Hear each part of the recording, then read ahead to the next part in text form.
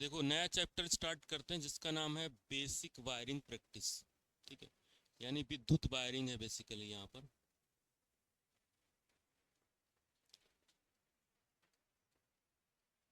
ठीक है, अब वायरिंग में सबसे इंपॉर्टेंट है, पहला हमें सिंबल्स पढ़ना है कि सिंबल्स क्या होते हैं। जैसे कोई भी इक्विपमेंट है, कोई भी मान लो स्विच है, कोई भी डिवाइस है, उसको ड्राइंग में शो करने के लिए हम सिंबल्स का यूज करते हैं। ठीक है, सिंबल एक तो होता है कि जो स्टैंडर्ड सिंबल होता है, स्टैंडर्ड सिंबल छोटे आकार का होता है, बनाना इजी होता है कि हम उसको आसानी से बना सकते हैं। ठीक है, और हर जगह पे सेम होता है, किसी भी ड्राइंग में पढ़ोगे हर जगह पे सेम हमें देखने को मिलेगा। और एक होता है कि हम उसको उसी के जैसा बना लें। उसी के जैसा अगर हम बनाएंगे, जैसे मशीन है उसी के जैसा बनाएंगे, पंखा पंखे के जैसा बनाएंगे, तो बनाना हमारे लिए टफ हो जाएगा और टाइम कंज्यूमिंग होगा। तो उससे बेटर ये है कि हम उसका सिंबल यूज करें। तो हर एक चीज़ के लिए क्या क्या यूज किया जाता है, सिंबल यूज किए जाते हैं। जो वायरिंग के बारे में बताते हैं कि वायरिंग किस तरीके से की गई है, और सर्किट में जो उपकरण है उनको दर्शाते हैं कि कौन कौन से उपकरण लगे हुए हैं, कहाँ कहाँ पे पंखा लगा हुआ है, कहाँ पे ट्यूबलाइट लगी हुई है, इन सब के बारे में हमें जानकारी मिलती है। ठीक है, अब सिंबल के लिए जो स्टैंडर्ड है वो कौन सा है, अगर एग्जाम में पूछता है कि सिंबल्स के लिए ब्यूरो ऑफ इंडियन स्टैंडर्ड कौन सा है, BIS कौन सा है, तो उसमें कौन सा है, 2032। ठीक है, सिंबल के लिए कौन सा स्टैंडर्ड लिया जाता है, 2032 से। मतलब जितने भी सिंबल्स लिए गए हैं वो कहाँ से लिए जाते हैं, 2032 से। ठीक है, जो BIS का पूरा नाम क्या है, bureau of Indian standard, bureau of Indian standard. ठीक है, जिसमें रूल नंबर BIS का कौन सा है, 2032। ठीक है, अब सिंबल जो है, ये सिंबल दो तरीके के होते हैं। ठीक है, एक होता है वायरिंग वर्क के लिए जो हम वायरिंग करते हैं, दूसरा होता है ट्रेनिंग और इंडस्ट्री के लिए। ठीक है, और जो एग्जाम्स होते हैं उन पे भी आते हैं। वायरिंग के लिए सिंबल्स होते हैं, ट्रेनिंग हम करते हैं वहाँ के लिए भी होते हैं, और इंडस्ट्री के लिए भी सिंबल्स का यूज किया जाता है। रिकॉर्डिंग चल रही नहीं चल रही, ठीक है, समझ में आया। तो सबसे पहले हमें समझना है सिंबल, उसके बाद वायरिंग क्या होती है, कैसे वायरिंग हमें करना है, कितने टाइप की होती है, कहाँ पे कैसा कनेक्शन करना है, सर्किट डायग्राम कैसे पढ़ना है, लेआउट कैसे बनाना है, वो सारी चीज़ों के बारे में हमें समझना है। ठीक है, तो सिंबल के बाद हम यहाँ पर कुछ इम्पॉर्टेंट प्लान देखते हैं कि कौन कौन से डायग्राम हमारे पास अवेलेबल होते हैं। तो पहला डायग्राम होता है जिसको बोलते हैं हम करंट फ्लो डायग्राम, या हम इसको सर्किट डायग्राम भी कहते हैं। तो सर्किट डायग्राम में हमें करंट कैसे फ्लो होना है उसके बारे में जानकारी मिलती है कि करंट कहाँ से कहाँ जाएगा। ठीक है, और इसमें लॉजिकल सिंबल का यूज किया जाता है। आगे हम सिंबल्स देखेंगे कौन कौन से सिंबल्स होते हैं।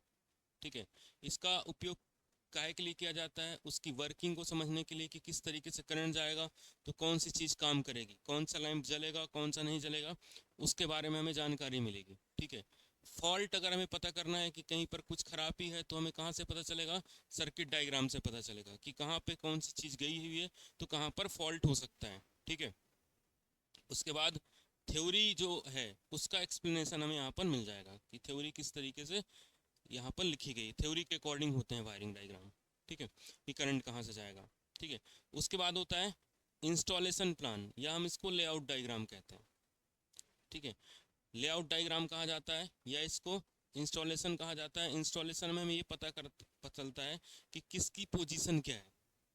ठीक है, कौन सा किस पोजीशन पे लगा हुआ है, कैसे लगा हुआ है, ये पता करना है तो क्या पता होना चाहिए, हमें इंस्टॉलेशन प्लान पता होना चाहिए। ठीक है, जैसे मान लो कि हमारी ट्यूबलाइट कितनी ऊंचाई पर लगी हुई है, कहाँ से कितनी दूरी है, ये पता करना है तो क्या लगाना पड़ेगा, हमें इंस्टॉलेशन प्लान देखना पड़ेगा। क्लियर यहाँ तक। हाँ, समझ में आ रहा है। इंस्टॉलेशन प्लान से हमें क्या पता चलेगा, कौन सी डिवाइस कहाँ पर लगी हुई है। ठीक है, कौन सी डिवाइस कहाँ पर इंस्टॉल की गई है उसके बारे में हमें यहाँ पर जानकारी मिलेगी। इंस्टॉलेशन प्लान में क्या क्या होता है, जैसे स्विच कहाँ पर लगा है, लाइट कहाँ पर लगी है, पंखा कहाँ पर लगा है, और सॉकेट कहाँ पर लगा हुआ है। ठीक है, ये चीज़ें हमें सीखनी है। तो पहला हमारा है सर्किट डायग्राम। सर्किट डायग्राम से हमें ये पता चलता है कि करंट कहाँ कहाँ फ्लो हो रही है। ठीक है, इंस्टॉलेशन प्लान से हमें ये पता चलता है कि कौन सी चीज़ कहाँ पर लगी हुई है। ठीक है।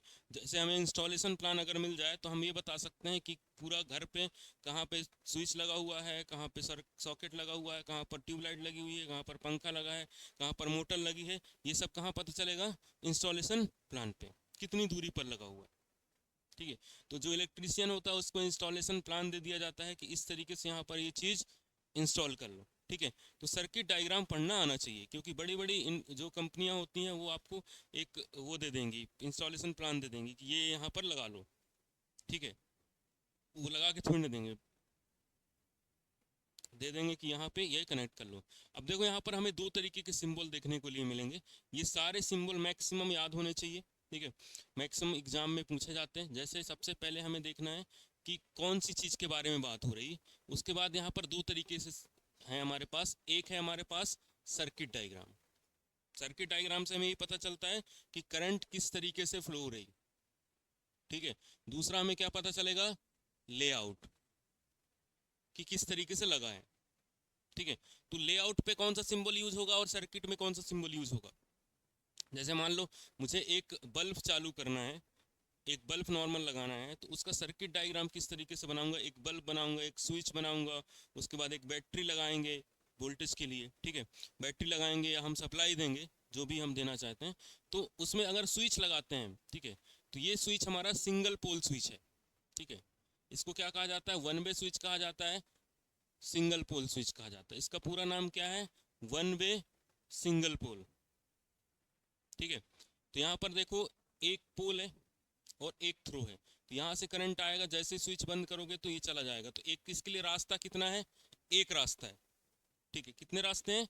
एक रास्ता है। ठीक है। एक वे है, इसलिए इसमें लिखा क्या है? One way switch. और पोल भी एक ही है, इसको घूमने के लिए पोल भी एक ही है। ठीक है। उसके बाद इसका अगर हम देखेंगे क्या symbol use for layout, layout में इस तरीके का सिंबल यूज किया जाएगा। तो इस तरीके का सिंबल हमें दिखेगा तो पता चल जाएगा कि ये काहे का है? स्विच का है। ठीक है। आगे चल के जब हम डायग्राम बनाएंगे या कनेक्शन सीखेंगे, तो कनेक्शन सीखेंगे तो हमें अगर कोई डायग्राम बना हुआ है लेआउट का, तो हमें पता होना चाहिए कि कौन सी चीज़ कहाँ पर इंस्टॉल करनी है। ठीक है। दूसरा है यहाँ पर देखो, वन वे स्विच, लेकिन इसमें पोल कितने हैं? टू पोल हैं। ठीक है। वन वे स्विच है लेकिन इसमें पोल कितने हैं? एक, दो। ठीक है। रास्ते इनके दोनों के एक ही हैं। ठीक है। उसके बाद यहाँ पर क्या है?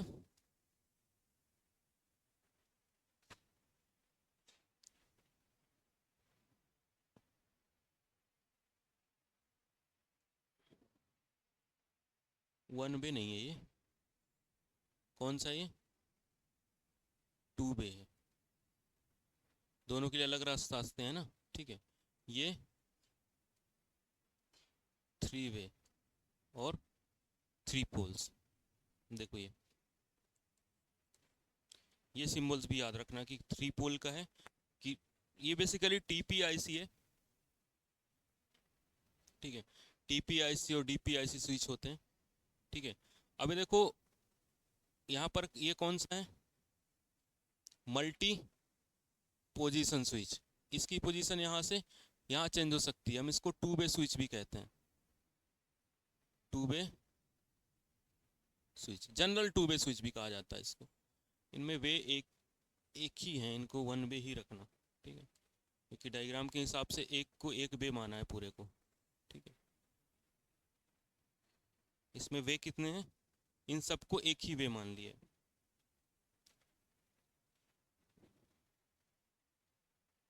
मल्टी पोजीशन और टू वे दोनों सिमिलर होते हैं। ठीक है। एक पोल है, यहाँ से दो रास्ते हैं। ठीक है। ये अपने पास स्विचेस हैं सारे के सारे, तो हम जब कनेक्शन करेंगे तो यहाँ देख लेंगे। ठीक है। ये टू वे स्विच का एक ये वाला बनेगा ऐसा। ठीक है। मल्टी पोजीशन का और टू वे का ऐसा बनेगा। इनका सिंबल्स बनाओगे ना तो याद हो जाएगा, जैसे जैसे सिंबल बनाओगे तो याद हो जाएगा। ठीक है। ये है इंटरमीडिएट स्विच। इंटरमीडिएट स्विच में देखो वन कहाँ पे कनेक्टेड है? टू पे। थ्री कहाँ पे कनेक्टेड है? फोर पे।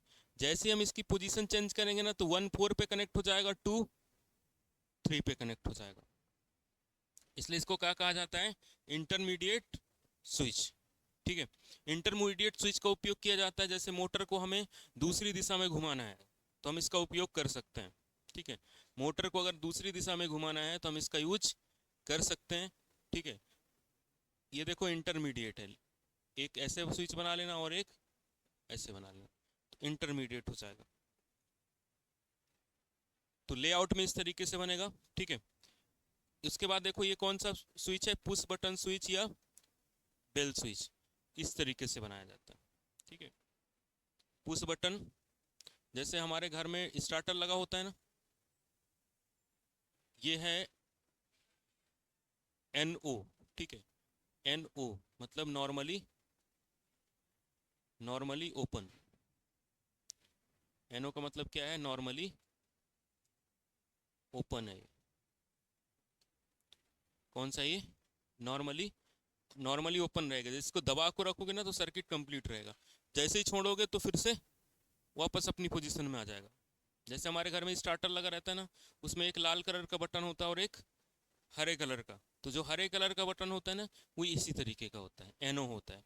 जब हम उसको दबाते हैं तो हमारी मोटर ऑन हो जाती है, जैसे उसको छोड़ते हैं तो वो स्विच बंद हो जाता है। मोटर तो चालू रहती है, उसका एक अलग कॉन्सेप्ट है, आगे चल के पढ़ाएंगे, लेकिन मोटर चालू रहती है उसका दूसरा कारण है, स्विच बंद हो जाता है। ठीक है, ये कहाँ पर उपयोग किया जाता है, पुश बटन स्विच करते हैं या बेल पुश कहते हैं, इस तरीके से सिंबल होता है। तो कहीं पर पुश बटन लगा होगा तो पुश बटन का इस तरीके से सिंबल होगा। ठीक है, पुश बटन के बाद देखो यहाँ पर सॉकेट आउटलेट, कितने एम्पियर का, 6 एम्पियर का। ये 3 पिन का है और ये 2 पिन का, 2 पिन का और 3 पिन का दोनों का सॉकेट है। ठीक है, तो सॉकेट बनाना है तो इस तरीके से हमें बनाना पड़ेगा।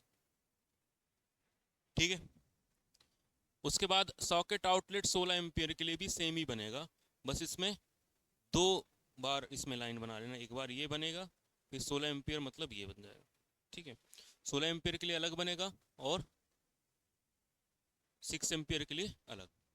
ठीक है, लेआउट प्लान, इधर लेआउट लिख लेना और इधर सर्किट डायग्राम। तो सर्किट में ये वाले यूज होंगे और लेआउट पे ये वाले यूज होंगे।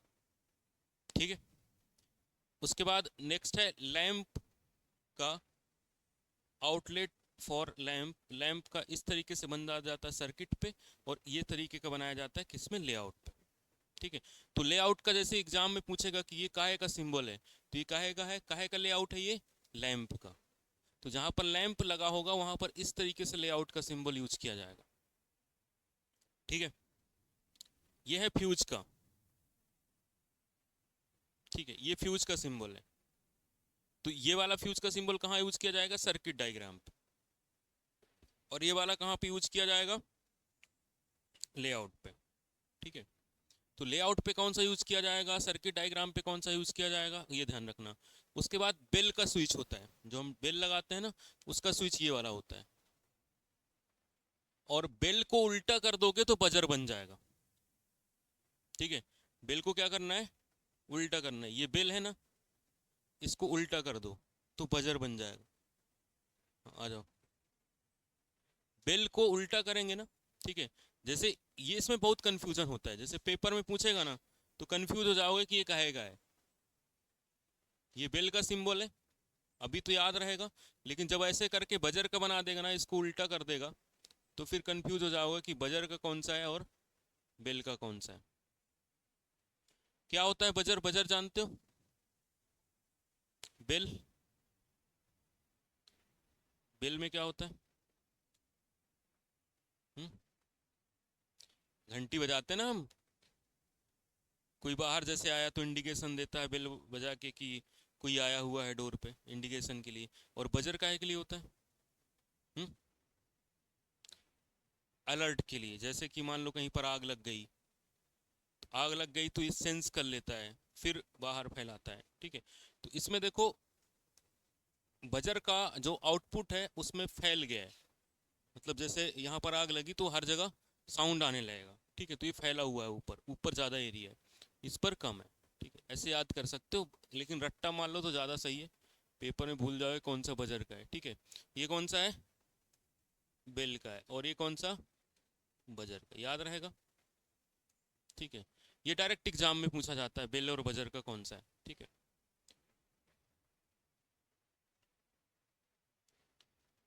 ये काहे का है? बजर का। ठीक है, बेल को हमने उल्टा किया तो क्या बन गया? बजर बन गया। ठीक है, उसके बाद अर्थ पॉइंट, ये वाला हमारा अर्थ पॉइंट के लिए। ठीक है, ये काहे के लिए है? अर्थ पॉइंट के लिए, यानी अर्थिंग हम जहां पर करते हैं तो अर्थिंग का लेआउट सेम होता है और वायरिंग डायग्राम भी सेम ही रहेगा। ठीक है, यानी सर्किट डायग्राम, लेआउट डायग्राम दोनों सेम बनाए जाएंगे। ठीक है, उसके बाद सर्किट ब्रेकर का सिंबल ये वाला है। ठीक है, इस तरीके से सिंपल बनाया जा जाता है। ये क्या हो जाता है? सर्किट ब्रेकर का। और इसको अगर मैं ऐसा कर दूं तो क्या है का सिंबल बन जाएगा? फ्यूज का। क्या का बन जाएगा? फ्यूज का। ये टर्मिनल स्ट्रिप है। टर्मिनल की क्या है? स्ट्रिप है। ये कहाँ पर यूज की जाती है? जैसे हमें टर्मिनल कहीं पर कनेक्ट करने, जैसे पंखा होता है, पंखे पे जहाँ पे कैपेसिटर लगा रहता है वहाँ पे एक टर्मिनल की स्ट्रिप लगी रहती है। ठीक है, इनपुट आउटपुट देने के लिए। ठीक है, कनेक्शन बनाने के लिए। तो यहाँ पर हम टर्मिनल की स्ट्रिप का यूज करते हैं, जिससे कि कनेक्शन आपस में शॉर्ट ना हो, प्रॉपर कनेक्शन रहे, टाइट रहे, उसके लिए हम टर्मिनल की स्ट्रिप का यूज करते हैं। टर्मिनल की स्ट्रिप का लेआउट पे उपयोग नहीं किया जाता। लेआउट पे उनका उपयोग किया जाता है, जैसे पंखा कहाँ पे लगाना है, ट्यूबलाइट कहाँ पे लगानी, उनका उपयोग किया जाता है। स्ट्रिप लगाना है, केबल टाई लगाना है या टेप लगाना है, उसको लेआउट में नहीं दिखाया जाता। ठीक है, उसके बाद ये देखो लिंक जो है हमारी क्लोज है, उसके लिए हम इसका उपयोग करते हैं। ठीक है, यानी हमारा जो जैसे फेस न्यूट्रल है, क्लोज है कि नहीं है, उसके लिए लिंक के लिए यूज किया जाता है। ठीक है, प्लग और सॉकेट के लिए। ठीक है, मेल एंड फीमेल ये होता है। प्लग और सॉकेट के लिए मेल फीमेल का सिंबल इस तरीके से बनाया जाता है। ठीक है, सीलिंग रोज का ये होता है। ठीक है, सीलिंग रोज का सिंबल इस तरीके से बनाया जाता है। ठीक है, सीलिंग रोज जानते हो? सीलिंग रोज नहीं जानते? ये इसमें दिख रहा है, ये जहाँ से तार निकला है पंखे के लिए, वो सीलिंग रोज है। ठीक है, आगे चल के हम देखेंगे कौन सी चीज़ किस तरीके की होती है। ठीक है, बट अभी जनरल ये समझ लो, ये का क्या है? ये सीलिंग रोज है। ठीक है, ये सीलिंग फैन है, सीलिंग फैन के पास जो डीपी टाइप की लगी रहती है उसको क्या कहते हैं? हम सीलिंग रोज कहते हैं। तो सीलिंग रोज का सिंबल ये वाला है। ठीक है, सीलिंग रोज का सिंबल इस तरीके से बनाया जाता है। अब यहाँ पर जो हमारा वायरिंग है, ठीक है, वायरिंग कौन सी वायरिंग का मतलब क्या होता है यहाँ पर देखते हैं। BIS symbol used for wiring in given, कौन सी वायरिंग कहाँ पर की गई है उसके लिए। पहला देखो जनरल वायरिंग, जनरल वायरिंग के लिए हम सिंपल लाइन खींच देंगे। ठीक है, जनरल वायरिंग के लिए हम क्या करेंगे? एक सिंपल लाइन खींच देंगे। ठीक है, अब wiring on the surface, surface पर किस तरीके से वायरिंग की गई है उसके बारे में देखो। पहले ये सरफेस बना लिया गया, उसके ऊपर वायरिंग रख दिया गया। ठीक है, इसलिए क्या कह दिया कि वायरिंग ऑन सरफेस, वायरिंग कहां पर है? सरफेस पर है। ठीक है, समझ में आ रहा है? पहले सरफेस हमने बनाया, फिर उसके ऊपर वायरिंग रख दी। वायरिंग का सिंबल क्या होता है? ये वाला। तो पेपर में अगर पूछता है कि बताओ काहे का सिंबल है, सरफेस ऑन वायरिंग है कि वायरिंग ऑन सरफेस है? ठीक है, तो यहाँ पे देखो वायरिंग अंडर सरफेस है, सतह के अंदर। ठीक है, जैसे इस पंखे में देखो डीपी से जो लाइन आई हुई है उसकी वायरिंग कहाँ है? सतह के अंदर। और उसके बाहर देखो सतह के बाहर। ठीक है, तो सतह के बाहर के लिए पहले क्या करो? सतह बनाओ, उसके ऊपर वायरिंग रख लो। फिर सतह के नीचे वायरिंग रख दिया तो क्या हो गया? Wiring under the surface. ठीक है, उसके बाद कंड्यूट वायरिंग। कंड्यूट का मतलब होता है जो पाइप होती है ना, उसको कहा जाता है यहाँ पर कंड्यूट। ठीक है, तो कंड्यूट दो तरीके से लगाए जाते हैं, एक अंदर लगाया जाता है और एक बाहर लगाया जाता है। पाइप देखा होगा, एक अंदर डाली जाती है और एक बाहर डाली जाती है। जो पाइप अंदर डाली जाती है उसका नाम क्या होता है? Underground wiring. ठीक है, उसका नाम क्या होता है? अंडरग्राउंड वायरिंग नाम होता है। ठीक है, और उसको हम कंसील्ड वायरिंग भी कहते हैं। ठीक है, उसमें जो कंड्यूट यूज़ किया जाता है PVC, ठीक है, GI मेटल के कंड्यूट यूज़ किए जाते हैं। उस कंड्यूट का एक साइज होता है, तो अंडरग्राउंड वायरिंग के लिए यूज़ करते हैं। ठीक है, तो कंड्यूट एक सरफेस पे लगेगा और दूसरा देखो कंड्यूट अंडरग्राउंड के लिए। ठीक है, कंसील्ड का मतलब क्या है? अंडरग्राउंड। समझ में आ रहा है? देखो सरफेस में देखो, ये पहले हमने सतह बनाई, सतह बनाइए, सतह के लिए इस तरीके से M बनाया हुआ है। ठीक है, तो इस सतह है उसके ऊपर हमने वायरिंग रख दी, ठीक है, तो इसको हमने कह दिया कंड्यूट ऑन सरफेस। और ये जो इस तरीके का बना दिया पाइप का सिंबल है, ठीक है। वायरिंग कौन सी वायरिंग है ये? कंड्यूट वायरिंग, ठीक है। वायरिंग का कौन सा टाइप है? ये कंड्यूट है, ठीक है। अब देखो यहाँ पर द टाइप ऑफ कंड्यूट में इंडिकेट्स द इफ नेसेसरी, ठीक है। अगर जरूरत हो तो हम इनको यूज कर सकते हैं कि कौन से टाइप का कंड्यूट है, ठीक है। वायरिंग यदि अप बढ़ जाती है तो इसका यूज किया जाता है, डाउन बढ़ जाती है तो इसका यूज किया जाता है, ठीक है। और wiring passing vertically through a room, एक रूम में वर्टिकली अगर पास होती है तो इस तरीके से उपयोग किया जाता है, ठीक है। हालांकि इतना इंपॉर्टेंट, जैसे हम जा रहे हैं ऊपर, ऊपर वायरिंग जा रही तो हमने ऐसे यूज कर लिया, नीचे वायरिंग जा रही तो हमने ऐसे बना दिया, ठीक है। ऊपर नीचे दोनों जा रहे हैं, क्रॉस कर रही तो ऐसे बना दिए, ठीक है। वैसे हालांकि इनकी बहुत कम यूज किया जाता है, बट हाँ ये भी सिंबल होते हैं, अगर कहीं पर पूछता है तो हम बता सकते हैं, ठीक है। उसके बाद हम यहाँ पर बात करते हैं फ्यूज और बोर्ड की, कि किस तरीके से फ्यूज लगे होते हैं, किस तरीके से बोर्ड लगे होते हैं, और किसका मतलब क्या होता है, ठीक है। अब देखो यहाँ पर हमारा लाइटिंग सर्किट का बोर्ड होता है। बोर्ड दो तरीके के बनाए जाते हैं, एक लाइटिंग सर्किट के लिए बनाया जाता है और एक बनाया जाता है पावर सर्किट के लिए। पावर सर्किट में जैसे हमें बड़ी कोई मोटर चलानी है, ठीक है, हमारे घर में इलेक्ट्रिक आयरन है, ठीक है, या पानी गर्म करने वाली रॉड है, पानी गर्म करने वाली जो रॉड होती है वो पावर लोड में आता है। जिनका वाटेज रेटिंग ज़्यादा होता है वो किस में आता है? पावर लोड पे आता है। जैसे हमें अगर एसी चलाना है तो किस में आएगा? पावर लोड पे आएगा, ठीक है। तो पावर लोड के लिए हमें अलग बनाना पड़ता है और लेआउट के लिए अलग बनाना पड़ता है। तो जो हमारा मेन फ्यूज बोर्ड होता है, ठीक है, बिना स्विच के अगर मेन स्विच बोर्ड लगा है तो इस तरीके का होगा। एक ब्लैक का रेक्टेंगुलर बॉक्स होगा जो ये शो करेगा कि हमारा जो फ्यूज है उसमें किसी तरीके का स्विच यूज नहीं किया गया है, ठीक है। दूसरा देखो क्या है, main fuse board with switch, इसमें स्विच भी है और फ्यूज भी है, दोनों चीजें हैं, ठीक है। और डिस्ट्रीब्यूशन फ्यूज जो है बिना स्विच के जो होता है वो इस तरीके का होता है। डिस्ट्रीब्यूशन जो फ्यूज है वो विथ स्विच इस तरीके से होता है। समझ में आ रहा है सबको? बन जाएगा। अब देखो यहाँ पावर सर्किट के लिए जो फ्यूज बोर्ड होता है, मेन फ्यूज बोर्ड बिना स्विच के इस तरीके का होता है और विथ स्विच इस तरीके से होता है। तो देख के समझ जाओ, आधे में अगर बना है तो स्विच का और आधे में नहीं बना है तो विदाउट स्विच का, ठीक है। और डिस्ट्रीब्यूशन वाला, ये वाला डिस्ट्रीब्यूशन विदाउट स्विच इस वाला, ठीक है। तो ध्यान रखना कि अगर हम मेन स्विच बोर्ड यूज कर रहे हैं तो मेन स्विच बोर्ड इस तरीके से रेक्टेंगुलर ब्लैक बॉक्स बना लो ऐसे, तो ये स्विच बोर्ड हो गया, मेन स्विच बोर्ड हो गया, ठीक है। और अगर हम ये इस तरीके से रेक्टेंगुलर बना के इस तरीके से बना देते हैं तो ये डिस्ट्रीब्यूशन मेन स्विच बोर्ड हो गया, ठीक है। उसके लिए ये मेन फ्यूज कौन सा है? ये वाला ब्लैक वाला, और डिस्ट्रीब्यूशन वाला इस तरीके से हम इंक्लाइंट लाइन खींच देंगे, ठीक है। उसके बाद पावर के लिए भी मेन फ्यूज इस तरीके से लगाया जाएगा, ऊपर से बस एक और रेक्टेंगुलर बॉक्स बना देना है, और डिस्ट्रीब्यूशन वाला इस तरीके से ही बनाया जाएगा, ठीक है। तो बस हमें इसमें दो ही चीज़ें ध्यान रखनी है, डिस्ट्रीब्यूशन और मेन। मेन फ्यूज किस तरीके से बनाया जाता है और डिस्ट्रीब्यूशन फ्यूज किस तरीके से बनाया जाता है। स्विच लगा है कि नहीं लगा है? आधे में अगर बना है तो स्विच लगा है, आधे में नहीं बना, पूरे में बना है तो स्विच नहीं लगा है, ठीक है। जो स्विच होते हैं हमारे, ये स्विच आउटलेट होते हैं, वो किस तरीके से बनाए जाते हैं? सिंगल पोल का है अगर पुल स्विच तो इस तरीके से बनाया जाएगा। हालांकि सिंगल पोल का हम इस तरीके से बनाए थे, लेकिन यहाँ पर क्या कह रहा है? पुल, तो पुल के लिए इस तरीके से भी बनाना पड़ेगा, ये दो लाइनें खींचनी पड़ेगी, ठीक है। पेंडेंट स्विच का इस तरीके से होता है, ये बना होगा ऐसे, और यहाँ पर क्या लिखा होगा?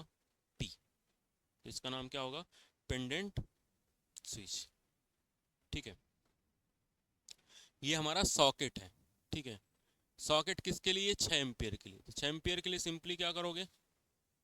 इस तरीके से बना दोगे, ठीक है। और ये काय के लिए? स्विच के लिए, ये स्विच के लिए, ठीक है। Combined switch and socket, socket का किस तरीके से होता है? इस तरीके से सिंबल होता है, अभी हमने पढ़ा था, ये सॉकेट का सिंबल है, ठीक है, ये सॉकेट का सिंबल है, और ये काहे का है, उसके साथ स्विच का, मतलब सिंगल पोल स्विच लगा है सॉकेट के साथ। ठीक है, सिंगल पोल स्विच लगा दिया हमने किसके साथ, सॉकेट के साथ। ठीक है, क्लियर सबको। ये 6 एम्पियर का, 16 एम्पियर के लिए एक उसके नीचे और एक हाफ सर्कल बना दो। ठीक है, अब यहाँ पर देखो इंटरलॉकिंग स्विच है सॉकेट आउटलेट के साथ, ये वाला इंटरलॉकिंग मतलब एक दूसरे से लॉक है, एक बंद करोगे तो दूसरा साथ में बंद हो जाएगा। Interlocking switch with socket outlet 16 ampere के लिए एक और लाइन खींच देना। ठीक है, ये सब बनाओगे तो धीरे धीरे याद होगा, एक बार में याद नहीं होगा, धीरे धीरे करके याद हो जाएगा। ठीक है, अब देखो कह रहा है ग्रुप ऑफ 3 बल्ब, 3 बल्ब हैं, तो क्या कर देंगे हम यहाँ पे 3 इंटू 40 वाट कर लेंगे। ठीक है, कह रहा है कि लैंप कहाँ पर माउंट किया गया है, वॉल पे, दीवार पे। जैसे ये दीवार है, इस दीवार पे कोई लैंप माउंट किया गया है, तो लैंप का सिंबल क्या होता है ये, और इस तरीके से दीवार और बना दो। ठीक है, तो lamp mounted on the wall और राइट ब्रैकेट के लिए, ठीक है, राइट साइड ब्रैकेट। ठीक है, अगर हमने छत पे ही लगा दिया, सीलिंग पे लगा दिया, तो देखो ऊपर ऐसे सीलिंग होगी और ऐसे लैंप लगेगा। ठीक है, और उसके बाद ये क्या है, counter wait lamp fixture. Counter wait मतलब समझते हो, उसमें एक वेट लटका दिया गया, ठीक है, जिससे इधर उधर हिले नहीं। ठीक, काउंटर वेट कहा जाता है उसको। ठीक है, कई सारी जगह वजन लटका दिया जाता है सिर्फ इसलिए कि इधर उधर हिले नहीं। ठीक है, ये यहाँ पर। उसके बाद ये है चैन लैंप फिक्सर, मतलब लैंप को चैन से लटकाया गया है। ठीक है, पेंडेंट मतलब सिंपल से लटका दिया गया है, ठीक है, साधारण लटका दिया गया है। उसके बाद lamp fixer build in switch, lamp किसके साथ है, स्विच के साथ है। ठीक है, lamp feed from variable voltage supply, lamp को क्या दिया गया है, वोल्टेज दिया गया है जिसका मान कम ज़्यादा हो रहा है। ठीक है, इमरजेंसी लैंप का ये वाला सिंबल है। ठीक है, तो इन सब में ये सब ध्यान नहीं रखना है, सिर्फ ध्यान रखना लैंप का सिंबल याद हो जाए कि लैंप का सिंबल किस तरीके से है। बाकी हम अनुमान लगा सकते हैं कि कौन का किसका हो सकता है। ठीक है, लेकिन लैंप का सिंबल तो याद होना चाहिए। ठीक है, अब लाइन ऊपर है कि नीचे है, तो ये एक जनरल समझदारी वाली बात है कि अगर ऊपर है तो ऊपर सीलिंग ही होगा। ठीक है, सीलिंग ऊपर होता है इतना तो पता होना चाहिए ना, अब सीलिंग नीचे थोड़ी होगा, फर्श में सीलिंग थोड़ी ना होगा। ठीक है, दोनों चीज़ें अलग अलग है यहाँ पर, तो ये एक कॉमन सेंस वाली बात तो सबको पता ही होनी चाहिए कि ऐसे होता है। ठीक है, उसके बाद पैनिक लैंप का ये सिंबल होता है, बीच में हमने क्या कर दिया, डॉट लगा दिया। ठीक है, बल्क हेड लैंप, ये हेड बना दिया गया इस पर, लेकिन लैंप का सिंबल देखो सीधा क्रॉस ही बना है। ठीक है, क्रॉस बना है मतलब किसकी बात हो रही हो, लैंप की बात हो रही। ठीक है, उसके बाद वाटर टाइट, वाटर टाइट मतलब इसके अंदर पानी नहीं जाएगा। ठीक है, पानी नहीं जा पाएगा, इसको हम पानी के अंदर भी उपयोग कर सकते हैं। ठीक है, इसको पानी के अंदर भी यूज हम कर सकते हैं। ठीक है, उसके बाद है बैटन लैंप होल्डर, बैटन मतलब इस तरीके से ये हमारा बॉल है, दीवार पे माउंट किया गया होगा।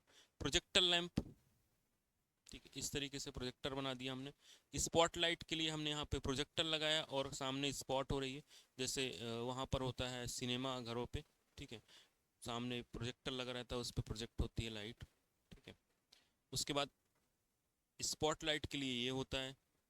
फुड लाइट के लिए हम इसका उपयोग करते हैं, फ्लड लाइट जो होता है, या फूड के लिए जो सब्जी मंडी वगैरह पे नहीं लगाए रहते हैं, वो वाला।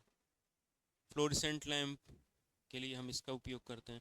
फ्लोरिसेंट मतलब लैंप का मतलब होता है ट्यूब लाइट, ये जो ट्यूब लाइट लगी है ना, इसके लिए। ठीक है, ट्यूब लाइट जो होती है उनके लिए। यहाँ पे 3 ट्यूब लाइट कहीं भी लगी हैं, ग्रुप में, तो 3 इंटू 40 लिख सकते हैं 3 बनाने की जगह में। ठीक, तो फ्लोरिसेंट ट्यूब का सिंबल इस तरीके से होता है, सिंपल। उसके बाद इलेक्ट्रिकल अप्लायंसेस की बात करें हम, जनरल की। ठीक है, जनरल अगर हमें डिजाइन बनाना है तो इस तरीके से बनाएंगे। ठीक है, हीटर के लिए ये बनेगा। ठीक है, ये सायरन का है। ठीक है, बेल बजर और सायरन, ये सायरन का है, सायरन जैसे बजता है। ठीक है, हॉर्न और हूटर का इस तरीके से बनाया जाएगा। ठीक है, न्यूट्रल को इस तरीके से।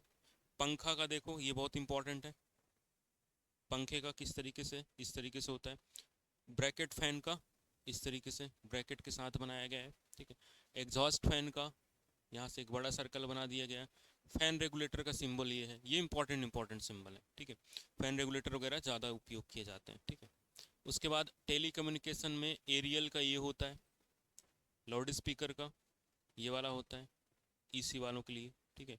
रेडियो रिसीवर सेट का ये होता है, टेलीविज़न रिसीविंग सेट का ये होता है। तो ये इतना इंपॉर्टेंट नहीं है, लेकिन ये बहुत ज़्यादा इंपॉर्टेंट है कि फ़ैन का कैसे बनाना है, एग्जॉस्ट फैन का कौन सा होता है, सायरन का कौन सा होता है, लैंप होल्डर का कौन सा होता है।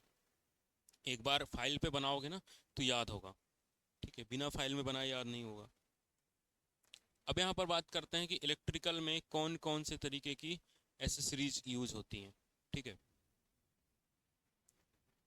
अब एसेसरीज का मुख्य काम क्या होता है, जैसे एसेसरीज में क्या क्या आता है, स्विच आता है, होल्डर आता है, ठीक है, और उसके बाद जंक्शन बॉक्स आता है, ठीक है।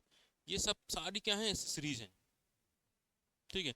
अगर कोई कहता है एसेसरीज क्या है, तो स्विच है, ये सब जो वायरिंग में सहायक का काम करती हैं एसेसरीज होती हैं, ठीक है। तो एसेसरीज का जो मुख्य काम होता है, ठीक है, वायरिंग में, वो क्या होता है, पहला प्रोटेक्शन।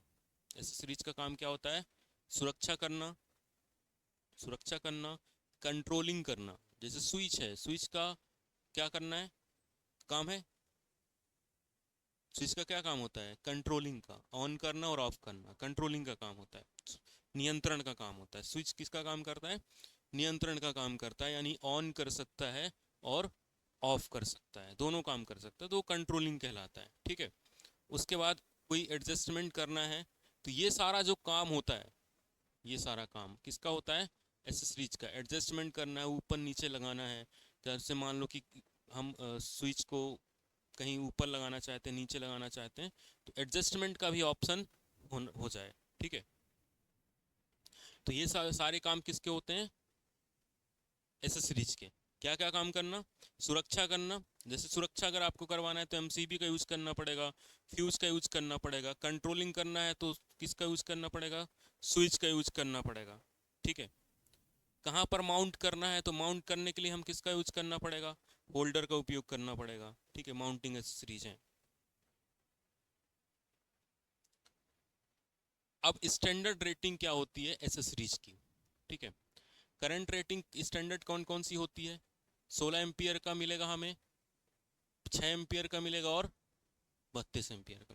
मार्केट में कोई एसेसरीज लेने जाओगे ना, कोई बोलता है कि ये 3 एम्पियर की एसेसरीज है, तो 3 एम्पियर के लिए इलेक्ट्रिकल में एसेसरीज नहीं आती। कितने की आएगी, फिर 16, फिर 32, फिर 64 आती है, ठीक है।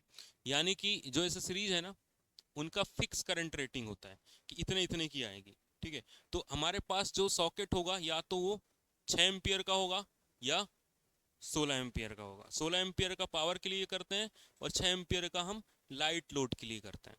जैसे पंखा कनेक्ट करना है, या ट्यूबलाइट कनेक्ट करना है, या चार्जर कनेक्ट करना है, तो हल्का लोड माना जाता है। लाइट लोड का मतलब होता है हल्का लोड, ठीक है, जिसका वाटेज रेटिंग कम हो, कम वाट का हो, 100 वाट का हो, ठीक है, या 50 वाट का हो, 40 वाट का हो, तो ये कहाँ क्या माने जाते हैं, हल्के लोड माने जाते हैं, ठीक है। तो इसके लिए BIS और स्टैंडर्ड वोल्टेज रेटिंग कितनी होती है, 240, ये सिंगल फेस के लिए, और 3 फेस के लिए 440। 3 फेस के लिए कितनी होती है रेटिंग, 440 होती है, ठीक है। अब इसमें जो हमारी एसेसरीज होती हैं, वो कितने तरीके की होती हैं। एक होती है सरफेस माउंटिंग, एसेसरीज के प्रकार होते हैं। एक होती है सरफेस माउंटिंग। सरफेस माउंटिंग का मतलब होता है सतह पर लगाई गई, जैसे ये स्विच लगा है, स्विच बोर्ड लगा है, कहाँ पर लगाया गया है, सतह पर, सरफेस पर लगाया गया, तो इसको क्या कहेंगे हम, सरफेस माउंटिंग, ठीक है। Accessories are mounted on the wall surface, पूरी तरीके से बाहर प्रोजेक्टेड होता है, पूरा बाहर प्रोजेक्टेड है, इस वजह से हम इसको क्या कहेंगे, हम सरफेस माउंटेड, ठीक है। एक होता है फ्लश माउंटेड, यानी छुपी हुई। ठीक है, तो जैसे अगर कोई चीज सतह के अंदर है, ठीक है, तो उसको क्या कहा जाएगा, फ्लश माउंटेड। ठीक है, क्लियर है कॉन्सेप्ट। अगर कोई कह रहा है कि फ्लैश माउंटेड है, मतलब कि वो सतह के अंदर लगा होगा, बाहर नहीं लगा होगा। ये टर्मिनोलॉजी हमें समझनी पड़ती है, क्योंकि हम टर्मिनोलॉजी नहीं समझेंगे तो हम में और नॉर्मल इलेक्ट्रीशियन के काम करने में कोई डिफरेंस ही नहीं रहेगा। ठीक है, पढ़ लिख के जब आप काम करते हैं तो काम में सुरक्षा होती है। ठीक है, और किसी भी तरीके की दुर्घटना से बचा जा सकता है। ठीक है, फिर बिना पढ़े करोगे, उल्टा सीधा कनेक्शन करोगे, किसी के घर में आग लग गई। ठीक है, तो वो सब चीज़ें हमें पहले से ध्यान रखनी पड़ेगी कि फ्लश माउंट क्या होता है और सरफेस माउंटिंग क्या होती है। ठीक है, क्योंकि जितनी भी एसेसरीज बनाई जाती हैं, ये बनाई जाती हैं कंपनियों में, और वहाँ पर स्टैंडर्ड शब्द का उपयोग किया जाता है। वो तो काम चलाऊं, हम काम चलाते हैं कि हम मार्केट से ले आए और कनेक्शन कर दिए। ठीक है, लेकिन जब किसी कंपनी के लिए काम करोगे ना, तो फिर आपको वहाँ अपना सर्टिफिकेट दिखाना पड़ेगा, देन वो आपको अलाउ करेगा काम करने के लिए। ठीक है, काम भी आना चाहिए और सर्टिफिकेट भी होना चाहिए। प्लस माउंटिंग टाइप जो होता है वो सतह के अंदर होता है। ठीक है, जैसे जो अंडरग्राउंड वायरिंग की जाती है उसमें सारी चीज़ें क्या होते हैं, फ्लश माउंटेड होते हैं। ठीक है, अंदर होते हैं, उसको क्या कहा जाता है, फ्लश माउंटेड। अब यहाँ पर देखो, इलेक्ट्रिकल एसेसरीज के प्रकार होते हैं। एक एसेसरीज होती है जिसका उपयोग किया जाता है कंट्रोल करने के लिए। ठीक है, कंट्रोलिंग का मतलब होता है ऑन करने के लिए और ऑफ करने के लिए। ठीक है, कंट्रोलिंग एसेसरीज का सबसे अच्छा एग्जांपल है स्विच। ठीक है, समझ आ रहा है कि स्विच जो होता है वो काहे के लिए है, कंट्रोल करने के लिए। ऑन करना है तो ऑन हो जाएगा, ऑफ करना है तो ऑफ हो जाएगा। होल्डिंग एसेसरीज होती है पकड़ने के लिए। होल्डिंग का सबसे अच्छा एग्जांपल क्या है, पकड़ने के लिए कौन सी एसेसरीज होती है, अरे होल्डर आता है ना, जो लैंप को होल्ड करके रखता है, लैंप को पकड़ के रखता है, होल्डर होता है। ठीक है, उसके बाद होल्डिंग एसेसरीज के बाद क्या है, सेफ्टी एसेसरीज। सेफ्टी में क्या आएगा, एमसीबी और फ्यूज। एमसीबी और फ्यूज, ईएलसीबी भी आता है एक, ईएलसीबी, एमसीबी, ईएलसीबी, ये सब आते हैं। ठीक है, आउटलेट एसेसरीज की अगर हम बात करें, ठीक है, आउटलेट मतलब बाहर, बाहर की एसेसरीज भी होती है। ठीक है, आउटलेट एसेसरीज जैसे कि हमें कोई लैंप लगाना है, उसके साथ हमें पाइप कोई लगाना है, ठीक है, तो वो आउटलेट हो गया। ठीक है, बाहर के लिए। फिर जनरल एसेसरीज भी होती हैं, कुछ सामान्य एसेसरीज भी लगाई जाती हैं। ठीक है, सबसे पहले देखो कंट्रोलिंग एसेसरीज, इनका उपयोग काहे के लिए किया जाता है, कंट्रोल करने के लिए, किसी पॉइंट को कंट्रोल करने के लिए, जैसे स्विच। ठीक है, स्विच का किस आधार पर बनाए जाते हैं, स्पेसिफाइड होते हैं फंक्शन के आधार पर, कहाँ पर यूज करना है जगह के आधार पर, किस तरीके की माउंटिंग होगी। जैसे स्विच लेने जाओगे ना, तो स्विच मांगोगे तो पहले पूछेगा कि कौन सा स्विच चाहिए, मॉड्यूलर वाला चाहिए कि पुराना वाला चाहिए, क्योंकि उनको उतना ही पता है कि मॉड्यूलर होता है कि और पुराना होता है। ठीक है, एक फ्लश माउंटेड होता है और एक सरफेस माउंटेड होता है। ठीक है, लेकिन वो फ्लश माउंटेड मांगोगे ना तो पता नहीं कुछ और स्विच दे देगा। ठीक है, करंट रेटिंग के आधार पर आता है और वर्किंग वोल्टेज के आधार पर। ठीक है, स्विच जनरली डिजाइन किया जाता है कि कितना करंट वो सह पाएगा, लेकिन कितने वोल्टेज के लिए बनाया जाएगा ये फिक्स होता है। अब हमें पता होता है कि हमारे घर में 240 वोल्ट ही आ रहा है, तो जब 240 वोल्ट हमारे घर में आ रहा है तो जो स्विच बनाए जाएंगे सारे 240 वोल्ट के लिए बनाए जाएंगे। ठीक है, 240 वोल्ट के हिसाब से डिजाइन किए जाएंगे, लेकिन अलग अलग करंट के लिए अलग अलग आते हैं, जैसे 6 एम्पियर का और 16 एम्पियर का। तो 6 एम्पियर और 16 एम्पियर का वोल्टेज दोनों का सेम है, लेकिन दोनों के करंट कैरी करने की कैपेसिटी कम ज़्यादा है। ठीक है, क्योंकि उनके अंदर जो चालक लगाया जाएगा वो अलग अलग साइज का लगाया जाएगा। ठीक है, उनके अंदर जो चालक लगाया जाएगा वो अलग अलग तरीके का लगाया जाएगा। अब यहाँ पर देखो टाइप्स ऑफ स्विच। स्विच कितने प्रकार के होते हैं, पहला होता है single pole one way switch, single pole two way switch होता है, इंटरमीडिएट स्विच होता है, बेल पुश होता है, पुश बटन स्विच होता है, पुल बट और सीलिंग रोज स्विच होता है, सीलिंग रोज के लिए यूज किया जाता है। डबल पोल स्विच होता है, डीपी कहा जाता है, ठीक है। आईसीटीपी होता है, ठीक है। इनको ज़्यादातर ध्यान रखना, जैसे आईसीटीपी का फुल फॉर्म क्या होता है, आईसीटीपी का फुल फॉर्म क्या होता है, ये याद रखना, ठीक है। और सब लोग इसको फाइल पे बना लेना, ठीक है। सब लोग इसको फाइल पे बना लेना। उसके बाद अपन इसमें देखेंगे कि कौन कौन से सीरीज होती है, किस तरीके से कनेक्ट करना है और किसका काम क्या होता है, ठीक है।